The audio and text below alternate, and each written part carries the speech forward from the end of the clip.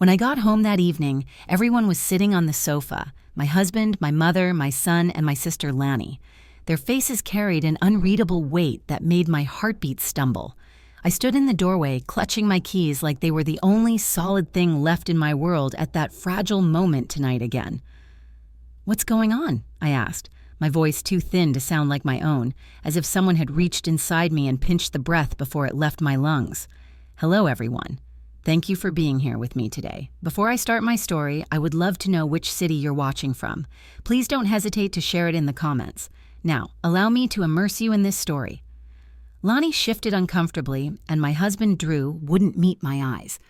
My mother looked like she had practiced a speech in her head and hated every line of it. My son, Milo, sat with his hands folded, his jaw tight, older than his 17 years in that terrible, quiet moment. Nobody spoke. Nobody moved. It felt like walking into a room where the air itself had already chosen a side. Then my father stepped into the living room doorway as if he'd been waiting for his cue. His lips were pressed into a thin line, and when he looked at me, something inside me curled with dread. "We need to talk," he said. 3 words, yet they landed with the weight of a falling ceiling. I tried to swallow, but my throat felt coated in dust. Drew finally lifted his gaze, and the guilt pooled there like dark water. Lonnie's hands were clasped tightly in her lap, knuckles white. Whatever this was, they had been discussing it before I arrived. I stepped further into the room because standing still felt like surrendering, though I already sensed this battle had been lost long before tonight. "Okay," I said, lowering my bag, pretending my legs weren't shaking. "Talk." My father exchanged a glance with my mother, who inhaled sharply as if bracing herself. But it was Milo who spoke first, his voice trembling yet determined. "Mom," he said, "you have to accept a new reality." For a second, I thought he was joking, a sick, impossible joke. But his eyes held no mischief, only a resigned sadness that scared me to death. "What reality?" I whispered, though part of me already sensed the direction this nightmare was tilting toward. Milo swallowed, looked at Drew, then at Lonnie, and suddenly the silence spoke for them. It screamed, "Aunt Lanny, she makes Dad happier now." The words hit like a slap I never saw coming. For a heartbeat, nobody breathed. I felt myself detach from the room, from my own skin, like I was watching someone else's tragedy unfold in slow motion. I waited for Drew to deny it, to laugh, to correct our son, to take my hand and say, this was all. But he didn't. Drew stared at the floor like a coward searching for escape in the grain of the wood. My mother wiped beneath her eye, though she wasn't crying yet, as if preparing for tears that hadn't arrived. My father exhaled heavily, looking older than he had that morning. And Lanny, my sister, my own blood, sat still, guilty but not surprised. That was the worst part. She wasn't surprised. "I need air," I said, though what I needed was answers, weapons, a rewind button, anything but this. Nobody stopped me when I walked out. Nobody called my name that night again. I stepped into the cold evening, my breaths coming sharp and uneven, like my ribs were trying to cage something wild inside me. The sky was the color of ash, and for a moment I wondered if I had died somewhere between the doorway and the truth. My phone buzzed in my bag, but I didn't look. I didn't trust my hands not to throw it against the pavement. I walked until my legs ached, until the streetlights blurred, until the world around me felt distant enough to breathe. But distance didn't soften betrayal. It only made its echo louder. When I returned home hours later, the house was quiet, almost apologetic in its stillness. I didn't go back into the living room. I went straight to the guest room and locked the door, refusing the world entry. My phone showed 118 missed calls. Drew, my mother, my father, even Lanny. And Milo, sweet Milo, who should never have been put in the middle of this. I sat on the bed, staring at the glowing screen, feeling nothing and everything at once.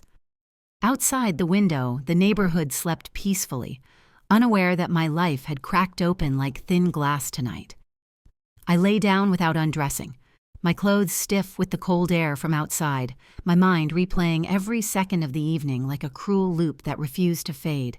I tried to imagine a version of reality where this was salvageable, where Drew had made a mistake rather than a choice, where Lanny was still my sister instead of a silent blade between my ribs, but every version felt dishonest. I closed my eyes, but the darkness behind them held more noise than the room. Betrayal has a sound. I learned. It is the quietest, sharpest thing you'll ever hear. The night crawled slowly, each minute stretching like it was resisting morning. I didn't sleep. I didn't cry. I simply existed in a space where pain felt suspended, waiting to strike. When dawn finally seeped through the curtains, pale and indifferent, I sat up and inhaled shakily, knowing the day would demand choices I wasn't ready to make. The house was silent, but the truth inside it screamed beneath the floorboards. I looked at my reflection in the dark window and didn't recognize the woman staring back. She looked like someone who had been remade by a single shattering night. Morning arrived without mercy, dragging light across my room like it was exposing something I wasn't ready to see. I sat on the edge of the bed, still in yesterday's clothes, my throat dry, my chest tight, feeling like I had aged years overnight. The house was too quiet, quieter than it should have been with 4 other people inside it, and that silence pressed against me as if daring me to step outside the door and face them. I wasn't ready. I didn't know if I ever would be. My phone buzzed again, another call from Drew. I ignored it. The 118 missed calls from last night stared at me like a haunting chorus. I stood, stretched the stiffness out of my limbs, and forced myself to unlock the guest room door. The hallway felt colder than usual, as if the house itself had absorbed the shock of everything that had been said. My feet carried me toward the kitchen, not because I was hungry, but because standing still felt like surrender. When I walked in, my mother was already there, sitting at the table with her coffee untouched. Her eyes swollen, though she must have tried to hide it. She inhaled sharply when she saw me, as if bracing herself before she spoke. "Good morning," she whispered, voice brittle. "Is it?" I asked quietly. She didn't answer. Instead, she gestured to the chair across from her. I didn't sit. I leaned against the counter, crossing my arms, holding myself together the only way I could. "They're all in the living room," she said after a beat. "Waiting." For what? To talk, to explain. I laughed, an ugly, broken sound that didn't feel like mine. "Explain? What exactly needs explaining? Milo already said it. Drew already proved it. And Lani?" My throat tightened. She sat there like it was something I should have expected. My mother closed her eyes, her shoulders trembling. "It isn't what you think," she said softly. That phrase, so predictable, so useless, made something in me crack open. "Stop," I snapped. "Please don't defend them. Not today." The kitchen door creaked slightly, and I turned. My father stood there, his expression heavy, his breath steadying before he spoke. "We can't move forward if you don't hear them out," he said. "Hear them out?" I repeated. "Dad, last night you looked me in the eyes and told me we needed to talk, but none of you said a word. You sat there waiting for me to accept something I didn't even understand." He took a slow step forward. "I know, and I'm sorry, but the truth isn't simple. We should have told you sooner." My pulse quickened. "Told me what?" He glanced toward the living room, then back at me. "Come," he said gently. "Please." My mother rose, reaching for my hand, but I pulled back slightly, unable to accept comfort from anyone who had been part of last night's betrayal, even by silence. Still, my feet moved. I followed them, not because I wanted to, but because not knowing felt like standing on a shaking bridge. I needed the truth, no matter how brutal it was. The living room felt smaller than it had the night before, as if grief had squeezed the walls inward. Drew stood when I entered, his face ashen, his hands trembling at his sides. Lani sat on the edge of the sofa, her eyes puffy, her hair disheveled, like she hadn't slept either. Milo hovered near the window, staring at the floor as if he blamed himself for speaking up. "I didn't want you to find out like that," Drew said quietly. "Then how should I have found out?" I asked. "On a holiday? At a family dinner? In a letter?" He flinched. I didn't care. "Please," he said, running a shaking hand through his hair. "Just let me talk." My father placed a hand on his shoulder, steadying him, and for some reason that made my stomach twist harder. Why was my father comforting him? Who was the actual victim here? "You deserve the truth," Drew continued. "All of it, even if it hurts." "It already hurts," I whispered. He swallowed hard. "It didn't start as anything intentional, I swear. After your surgery last year, when you were recovering, everyone was worried. Lani helped a lot. She was here almost every day. She picked up Milo from school, handled groceries, took care of the things you couldn't. But she also talked to me, really talked. And I guess I leaned on her more than I realized. Coldness crept through my veins. "So this is my fault?" I asked. "Because I was recovering?" "No," he said quickly. "God, no. I'm not blaming you. I'm blaming myself. I should have kept distance. Should have been stronger. Should have stayed faithful," I cut in sharply. His mouth opened, but no words emerged. Lonnie finally stood, her voice trembling. "I never meant to hurt you," she said. "You're my sister. I love you. Stop." The words sliced through the room. "Don't use love as an excuse." Tears pooled in her eyes. "It wasn't planned," she repeated. "I tried to pull away, I did, but feelings—" "Feelings!" My laugh sounded hollow. "You let feelings justify betrayal?" My father stepped forward. "Enough," he said gently. "No one is excusing anything, but there is more you need to know." My chest tightened. What more can there be? He exchanged a look with my mother, then turned to me. "Lonnie is pregnant," he said softly. The world stopped, completely. A ringing filled my ears. My knees weakened, and I grabbed the wall to steady myself. Drew's eyes were wet, pleading, desperate. Lonnie's hands instinctively moved to her stomach. Milo gasped quietly, finally looking up, his expression torn between horror and guilt. I couldn't breathe, couldn't think, couldn't exist in the same room as them. Without a word, I turned and walked out the door, the weight of their confession chasing me like a collapsing sky. I didn't hear them calling my name. I didn't look back. I walked until the cold air stung my face, until the world blurred again, until my heart felt too heavy to carry another step. I don't remember how long I walked or where I went. The world felt distant, blurred at the edges, like I was floating somewhere outside my own body. A ghost wandering streets that no longer felt connected to anything resembling my life. I ended up at the old park near the elementary school where Milo used to play. The swings creaked in the breeze, and fallen leaves scratched across the pavement like whispers chasing each other. I sat on a bench, my breath shaky, my heart thundering with a rhythm I couldn't calm. Lanny, pregnant, Drew's child. The words tangled in my mind, sharp and cruel, refusing to settle, refusing to let me breathe. There were betrayals you could make sense of, betrayals you could trace back to reasons or excuses or moments of weakness. But this felt like a deliberate rewriting of my entire life. My family had known. They had known and still sat there last night waiting for me to accept it, as if I were a stubborn child refusing medicine. My phone vibrated again, the screen lighting up in the fading daylight. Drew. Again. I stared at his name until it dimmed. I couldn't hear his voice. Not now. Maybe not ever. The air grew colder, but I stayed. The quiet felt safer than the explanations waiting at home. Eventually, my mother's name appeared on the screen. I closed my eyes, letting the vibration echo through my bones. When it stopped, another call came. My father this time. Then Milo. Sweet Milo, whose voice trembled last night, whose face carried guilt he didn't deserve. I answered. "Mom?" His voice cracked with relief.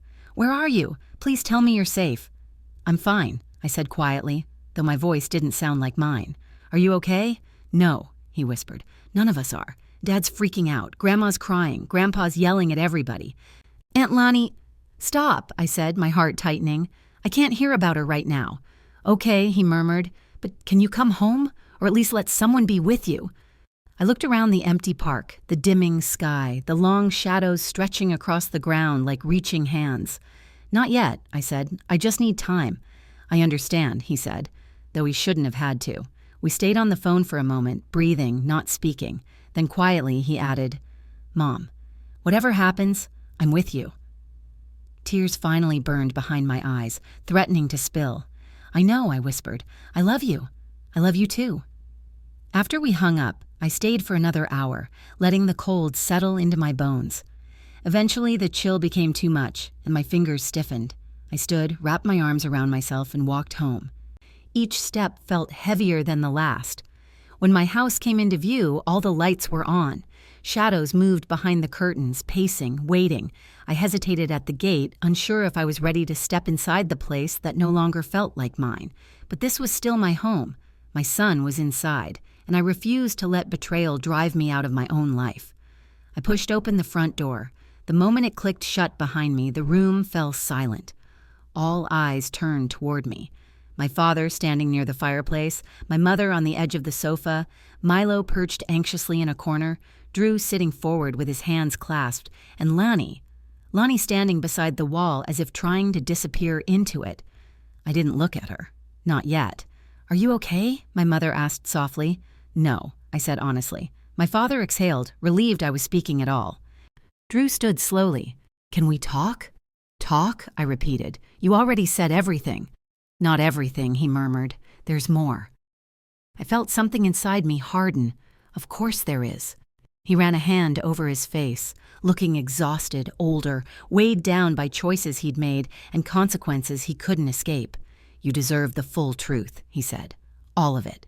My father motioned for me to sit, but I remained standing. Drew took a breath. "It didn't start as an affair," he said. "At first it was just support. After your surgery, you withdrew from me. You were angry, hurting, frustrated with the limitations. I tried to help, but sometimes it felt like you didn't want me there." "I was recovering," I said tightly. "My body was healing. My mind was overwhelmed. I wasn't pushing you away. I was terrified." Drew nodded, guilt twisting his features. "I know that now. I should have seen it then, but I didn't. I felt useless." "So you turned to my sister?" The bitterness in my voice startled even me. Lonnie flinched but stayed silent. Drew swallowed. "I turned to whoever was around, and she was around. Too often, too easily." My stomach churned.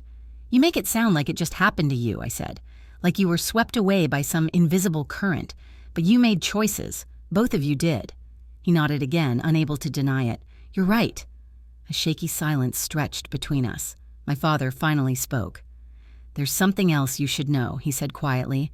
I braced myself, the air thickening. "Lonnie wasn't planning to tell you about the pregnancy yet," he continued.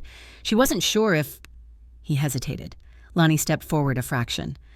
"I wasn't sure if I was keeping it," she whispered. The ground shifted beneath me. My voice emerged barely audible. "What?" Lonnie's chin trembled.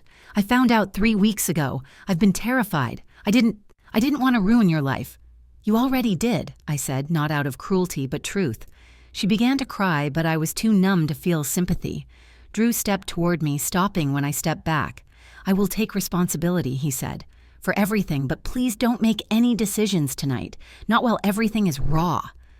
I stared at him, at the man I had built a life with, the man who had promised me forever, and now forever lay broken at our feet. "I'm not making decisions tonight," I said. "But understand this. I'm not forgiving you. Not today, maybe not ever," he nodded, tears slipping down his face. "I know." I looked at Milo then, my anchor in the chaos. He held my gaze with quiet strength. "Mom," he whispered, "whatever you need, I'm here." And for the first time since last night, something inside me softened. Not healed, not even close, but softened enough to let air back into my lungs. I turned toward the hallway. "I'm going to my room," I said. "Nobody follow me." And I walked away, leaving them in the living room with the pieces of the life they shattered. My bedroom door clicked shut behind me, and for the first time since this nightmare began, I felt the faintest sliver of control. Not peace, not safety, but a thin, trembling boundary between myself and the chaos waiting outside. I leaned my forehead against the door, inhaling slowly, trying to quiet the storm inside my chest. The air in the room felt stale, heavy with memories that no longer held the same shape. I looked around at the framed photos on the dresser, the bed Drew and I had shared for years, the throw blanket Lonnie had given me last Christmas. A sudden wave of nausea rolled up my throat at the thought of her hands anywhere near my personal space. I snatched the blanket and threw it into the hallway without thinking, the fabric landing in a silent heap on the hardwood floor. I didn't care who saw it. Let them stare. Let them feel even a fraction of the violation twisting through me. I sat on the edge of the bed, elbows on my knees, hands tangled in my hair, the quiet pressed against me, loud in its own cruel way. After a while, there was a soft knock. Not forceful, not intrusive, gentle, hesitant. Milo. I could feel it in the silence that followed. "Mom?" His voice was low, careful. "It's just me. I'm not here to ask anything. I just wanted to make sure you're okay." I opened the door a crack, and when I saw his face, my son, my heart walking around outside my body, I let him in. He stepped inside and closed the door softly before sitting on the floor near my feet, knees pulled to his chest. He looked so young in that moment, so vulnerable, and I hated that he was caught in the middle of something he never asked for. "I didn't know," he said quietly. "I swear I didn't know until a few days ago." "I believe you," I said, my voice trembling. "Did they tell you?" He shook his head. "No, I overheard Dad and Aunt Lanny talking in the backyard. They didn't see me. I didn't understand at first. But then I did. I didn't know what to do. I wanted to tell you, but I was scared."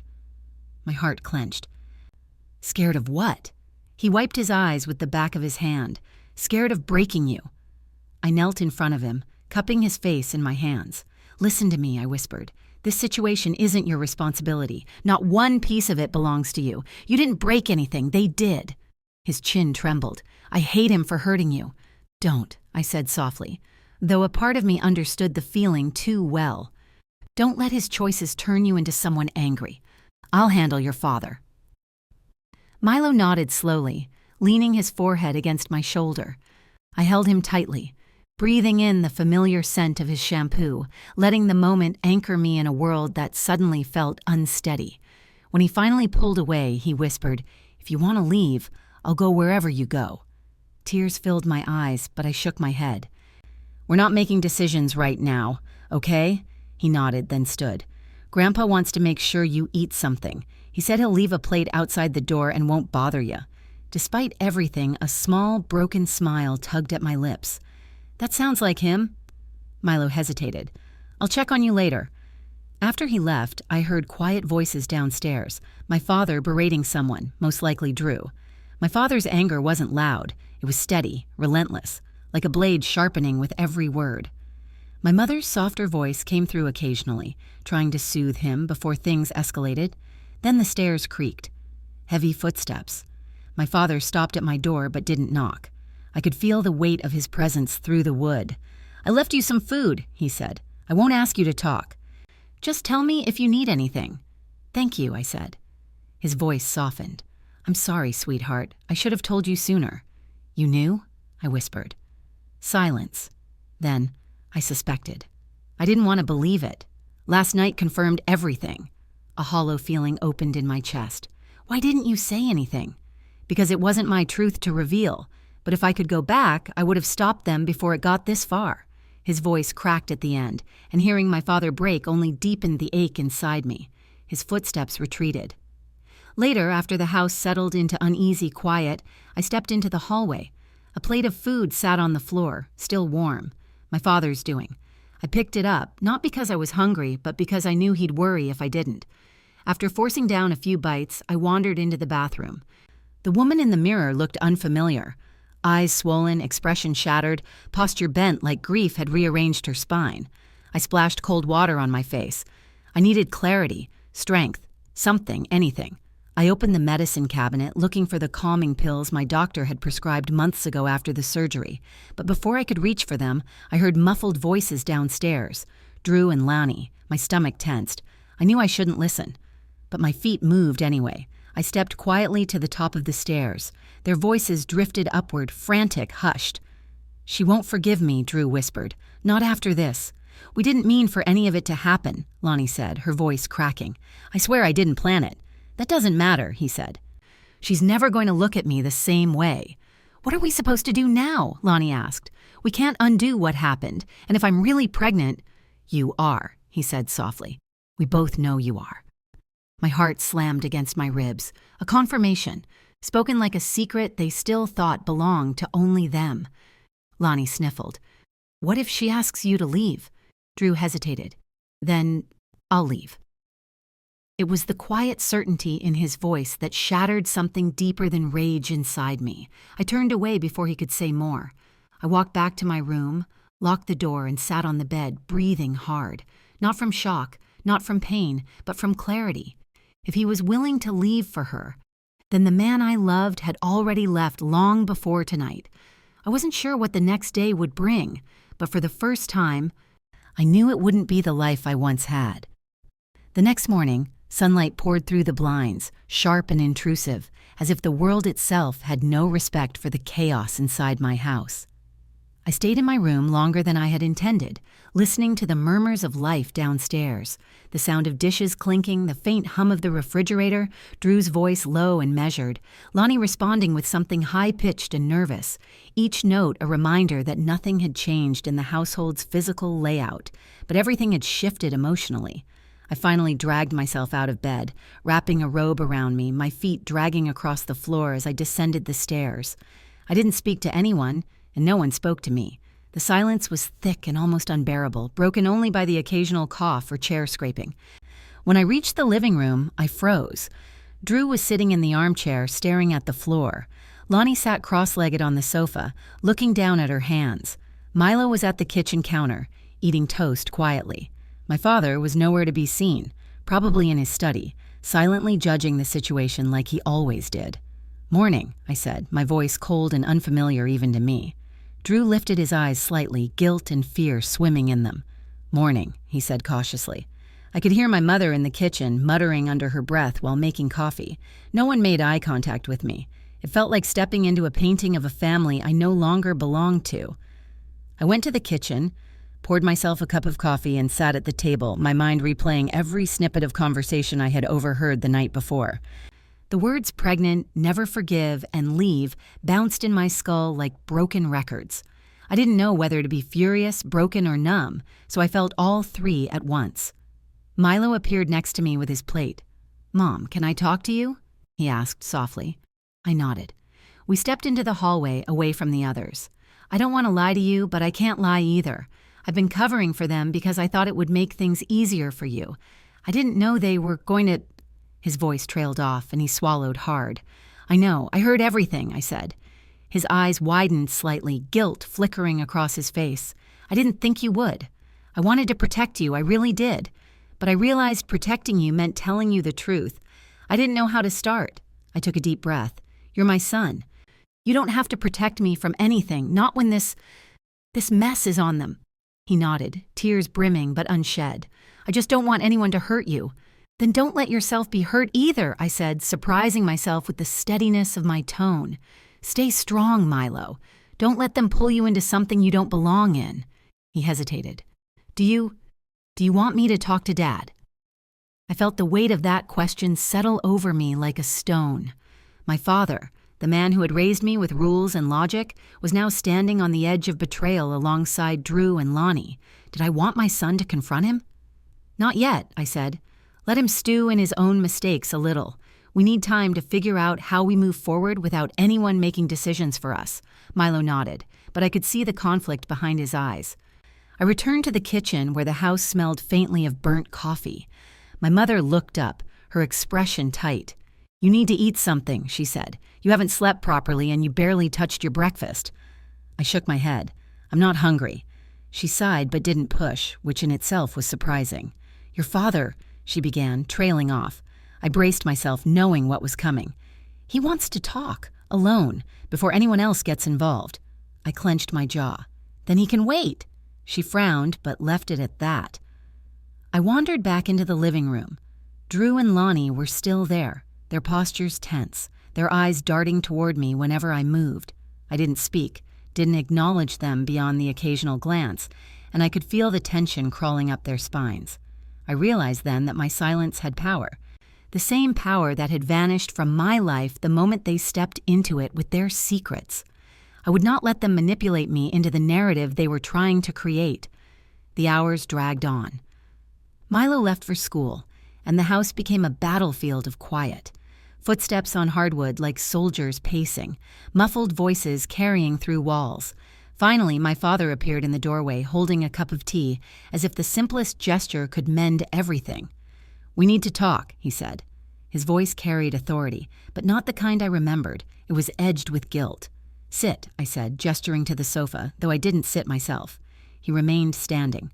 "I failed as a father," he said immediately. "I knew Drew was behaving in ways that weren't right. I suspected Lonnie was taking advantage. I did nothing. I wanted to believe it wouldn't hurt anyone, and now it has hurt you more than I could have imagined." I felt a cold anger rise inside me. "It's not just Drew or Lonnie. It's you, too. You knew something and you stayed silent. You watched as they—" "Stop," he interrupted sharply. "Don't make this about anger. It's about understanding. I want to fix this. I want to protect you now in whatever way I can." I shook my head. "You can't fix what's broken. Not with words, not with tea, not with apologies." He swallowed hard, the lines in his face deepening. "I don't know what else to do. I've been blind to the betrayal in my own home. I want to make it right, and I'm asking you to let me try." I considered his words. The fatigue, the heartbreak, the betrayal. Could anyone fix what Drew and Lonnie had done? Could anyone redeem the father who had let it happen under his roof? I didn't know. "I'll hear you," I said finally, "but nothing else. No one else. And no interruptions." He nodded, relief flickering in his eyes. We sat in silence for a moment, the air thick, the unspoken words pressing down. I realized then that this conversation wouldn't be easy, wouldn't be neat, and wouldn't provide closure. But at least it was a beginning, a fragile, tentative start at reclaiming something from the ruins they'd left behind. After that tense morning, the day moved like molasses, each second dragging past the next. I stayed in my room longer than usual, staring at the walls as if they might give me answers, whispering the truth back to me. The text messages, the missed calls, the little reminders of the outside world, all blurred together into a single oppressive presence I couldn't shake. I didn't want to speak to anyone, yet I couldn't stop hearing the voices from downstairs, carrying fragments of conversation that made my skin crawl. Around midday, the doorbell rang, and my heart skipped, though I hadn't expected visitors. I didn't answer immediately. The knock came again, impatient this time. Finally, I descended the stairs slowly, feeling like every step was a negotiation with my own sanity. At the door stood my neighbor, Mrs. Holden, holding a casserole dish. Her expression was cautious but sympathetic. "I heard about what happened," she said quietly. "I thought you might like something to eat. You know, no pressure, just food." I accepted the dish with a stiff nod. "Thank you," I said, my voice tighter than I intended. She gave me a small smile and left, leaving behind the faint scent of rosemary and chicken. I carried the casserole to the kitchen and set it on the counter, staring at it as if it were a symbol of normal life I could no longer touch. Drew appeared behind me suddenly. "Are you going to eat that?" he asked, his tone carefully neutral. I didn't turn to face him. "It's not mine," I said. He hesitated. "I know. I just thought you might want something. You haven't eaten all morning." I turned to him slowly, studying his face, searching for any trace of sincerity or remorse. He avoided my eyes. I don't know what to say," he admitted. "I know what I did was wrong. Lonnie and I cut him off. "I don't want your explanations. I don't want your apologies. I want my family back. The way it was before you decided to insert chaos into it." He nodded, swallowing hard. "I understand," he said quietly. Then he left, closing the door behind him with a soft click that echoed in the silence of the kitchen. I sat at the counter and finally took a bite of the casserole. The flavor was comforting, almost normal, yet each chew was a reminder of the absence of the family I thought I had. Hours passed. My father returned from work, quiet but restless, his eyes scanning the house like he was looking for a path to redemption. He didn't say a word as I finished my meal, only cleared his throat and gestured toward the living room. "We need to have that conversation now," he said. I followed him, the floor cold beneath my feet, each step heavy with anticipation. Drew and Lonnie were gone, likely having left for errands or to avoid the tension, but my mother sat on the sofa, knitting in silence, her eyes avoiding mine. The air was thick with unspoken questions. I sat across from my father, the distance between us more emotional than physical. "You said you wanted to fix things," I said, folding my arms. "Explain how, because right now, nothing seems fixable." He ran a hand through his hair, an uncharacteristic gesture of unease. "I've been thinking all night about the mistakes I made, the things I ignored. I want to be honest with you. I want to rebuild trust, even if it takes years. I don't expect forgiveness right away." I stared at him, my mind a storm of conflicting emotions. "Years?" I repeated, incredulous. "Years just to see if you can be a father again." He flinched slightly. "I know it's not easy." "I know I failed you, not as a perfect father, but as a human being. I made choices that hurt the person I care about most, you. I can't erase them, but I can work to be better, to do right by you, by Milo, by the family." The weight of his words pressed down on me. I wanted to scream, to cry, to run, but instead I sat in silence. My father leaned forward, his elbows resting on his knees. "I've contacted a family counselor," he said. "Someone who can guide us, help us navigate this mess without anyone else getting hurt further. I know it's a start, but it's something." I raised an eyebrow. "A counselor? You think talking to someone can undo what Drew and Lonnie have done? What they've stolen from our family?" He shook his head. "No, I don't, but it can help us understand, help Milo understand. Help us move forward without resentment eating us alive. We can't change the past, but we can influence the future."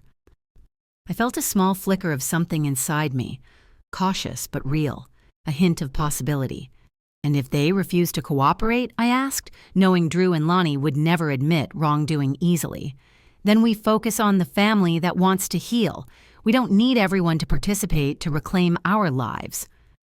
I nodded slowly, realizing that despite everything, this was the first time in days someone had spoken a plan instead of excuses. My father's sincerity, even imperfect, was a lifeline I hadn't realized I was grasping for. The front door opened abruptly, and Milo rushed in, backpack slung over one shoulder. "Mom," he called, excitement mixed with urgency. "Guess what happened at school today?" I forced a smile. "What?" He bounced on his heels.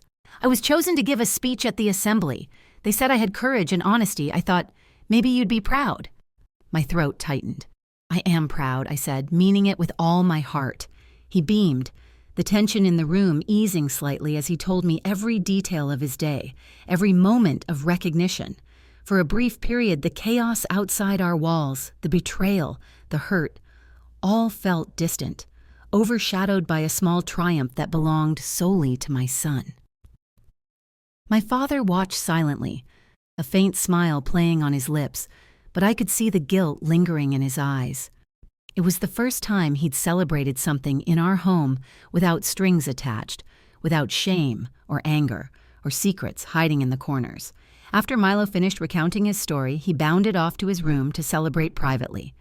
The house fell silent again, but this time it was quieter, in a way that felt almost hopeful. I turned to my father. "I don't know if we can fix everything," I said softly, "but maybe we can find a way forward, slowly, step by step." He nodded, a single tear escaping despite his efforts to maintain composure. "Step by step," he agreed. The day faded into evening, the sun casting long shadows across the living room. I sat there, alone with my thoughts, acknowledging that the road ahead would be long, filled with difficult conversations, boundaries, and realizations.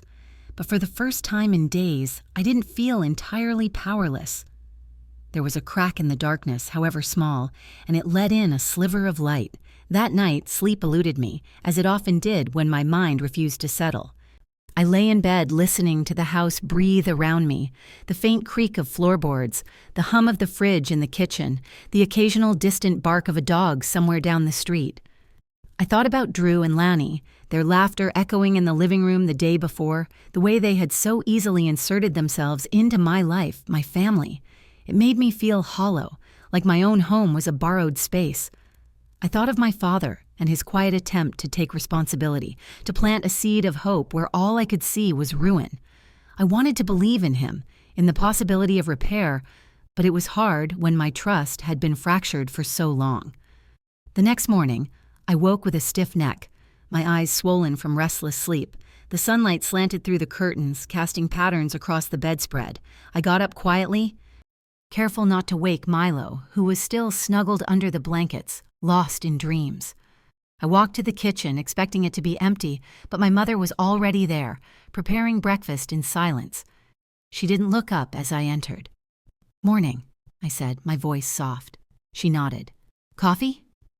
I accepted, and the bitter warmth of it was grounding in a way that nothing else had been.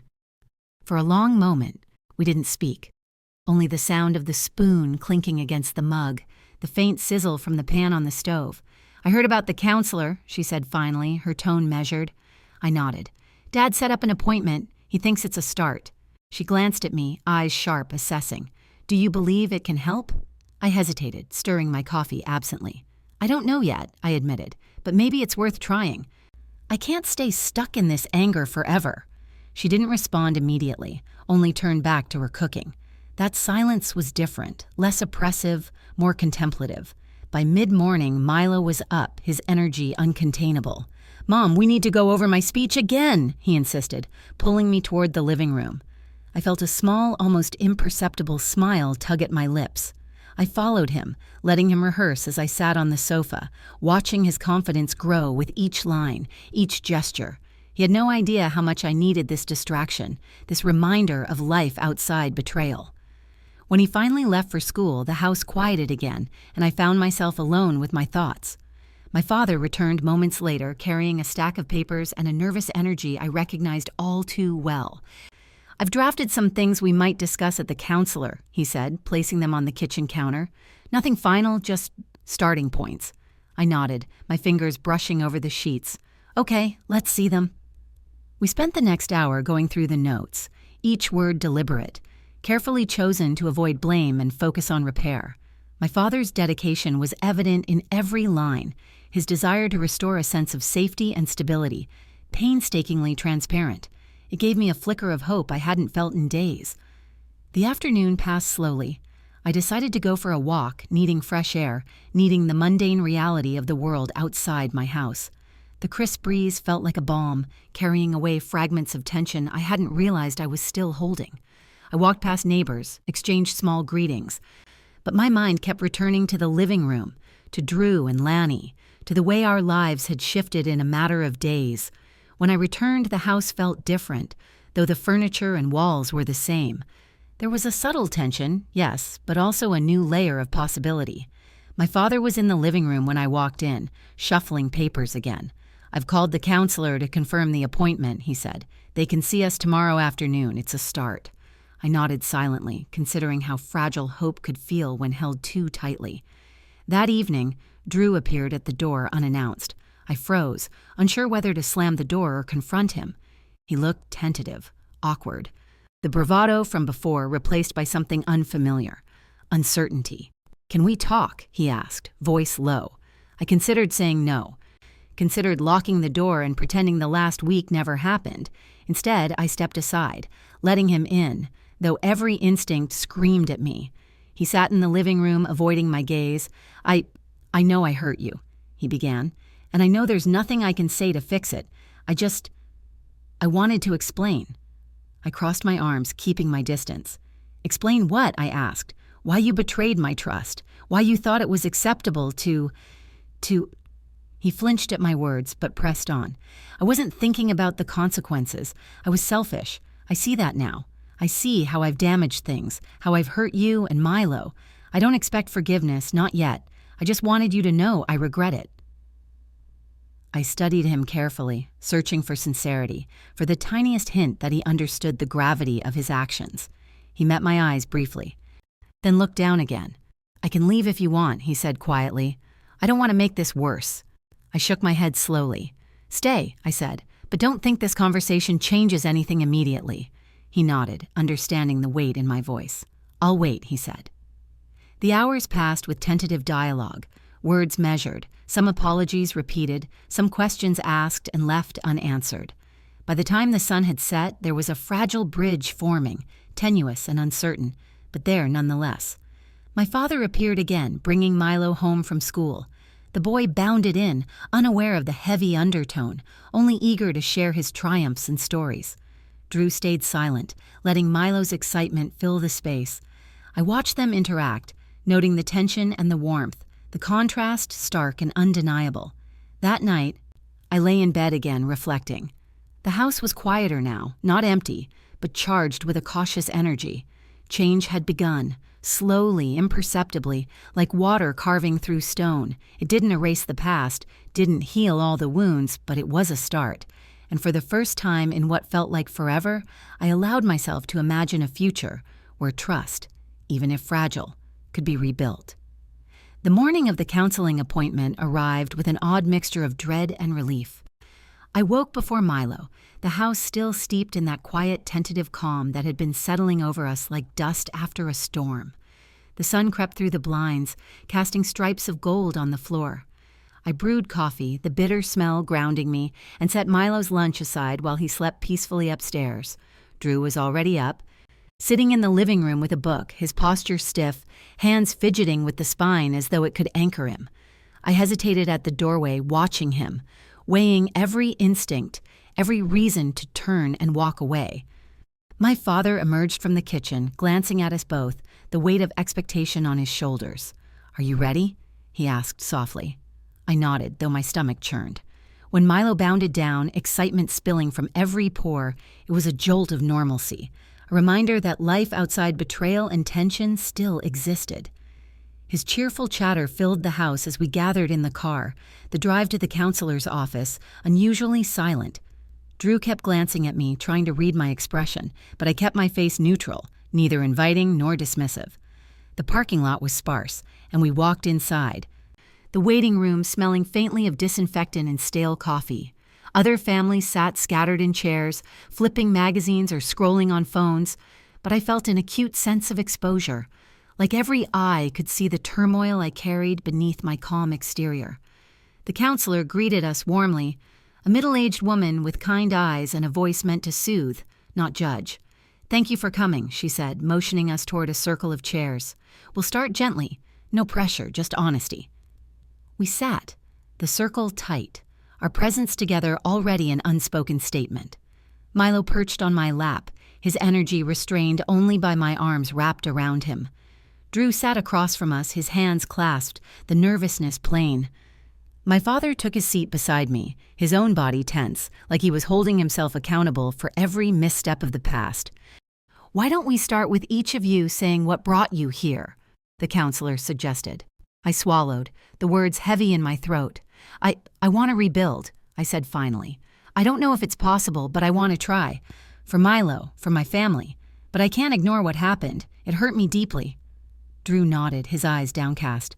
"I hurt her. I was selfish, careless. I know that, and I want to do better if she'll let me." My father spoke next, voice steady but emotional. "I brought us here because I see how fractured we are. I want to help my family heal, and I know I have a role in this too. I can't change the past, but I can guide us towards something better." Milo, eyes wide, leaned into me. "I just want us to be happy again," he said, innocence and wisdom colliding in his small voice. The counselor listened patiently, nodding, occasionally asking gentle questions that prompted reflection, acknowledgement, accountability. Hours passed in a haze of difficult truths, painful admissions, and tentative understanding. Drew admitted patterns of behavior he hadn't recognized, moments of selfishness that had spiraled. My father confessed his own failings, how he had allowed tensions to simmer rather than confront them early. I spoke of my anger, my disappointment, and the fear that trust could be irreparably damaged. And then, slowly, almost imperceptibly, a shift occurred. The counselor guided us toward acknowledgement, not just of the harm, but of the potential for repair, of the commitment to effort, not perfection. By the end of the session, exhaustion and relief mingled, leaving us raw but present. We walked out into the fading afternoon light, the world seeming sharper, clearer, as though our shared burden had lifted slightly. Milo ran ahead, laughing, and I felt a spark of warmth that had been dormant for weeks.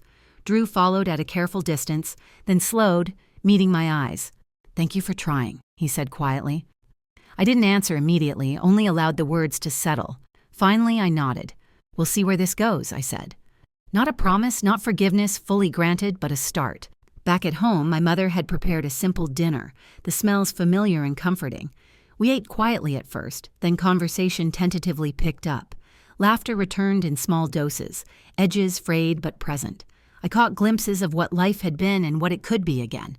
A family imperfect but attempting, fractured but striving. That night, after Milo had gone to bed, Drew and I sat in the living room, the space between us smaller than it had been in days. "I want to do better," he said again, sincerity etched in every word. I studied him, weighing the truth of it, the possibility.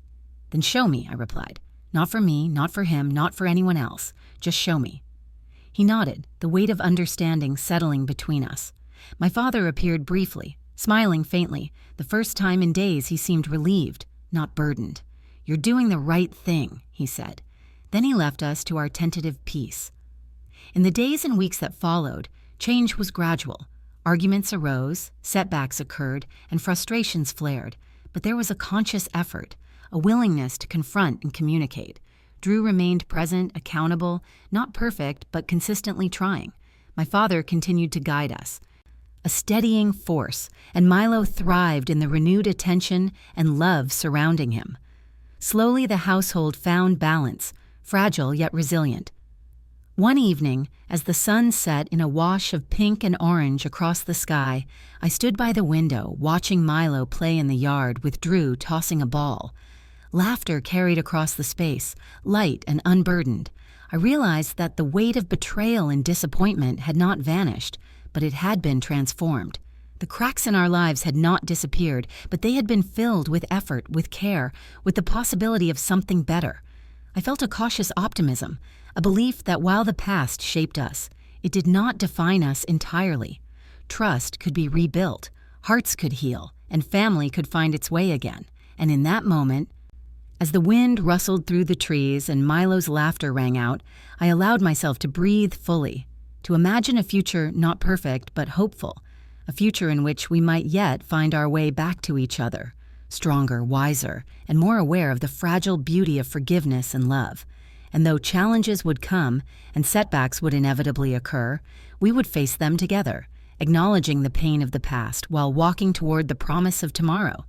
Thank you for listening to my story. It hasn't been easy to relive, but if my journey can help just one person stand up to the toxic people in their life, then it was worth it. Family is not always blood. Family is the people who respect you, who value you, and who stand by you when the storm comes. If you are holding on to someone just because they are family, but they are hurting you, let them go. You are strong enough to build something new. If you enjoyed this story and want to see more justice served, please hit the like button. It really helps the channel grow, and subscribe so you don't miss the next story. And tell me in the comments, have you ever had to cut off a toxic family member? How did you find the strength? I read every single comment, and I would love to hear your story. Until next time, stay strong, stay smart, and never let anyone take the keys to your castle. I'm really glad you're here, and that I could share my story with you. If you liked it, show me by liking the video and subscribing to my channel. Let's see how many of us there are. Write in the comments which city you're watching from and what time it is. I'm so curious to know where all you wonderful people are tuning in from. If you want to support me a little extra, you can also send a small donation. I share new life stories for you every single day. And now, 2 of my most popular stories will pop up on the screen so you can choose what to watch next.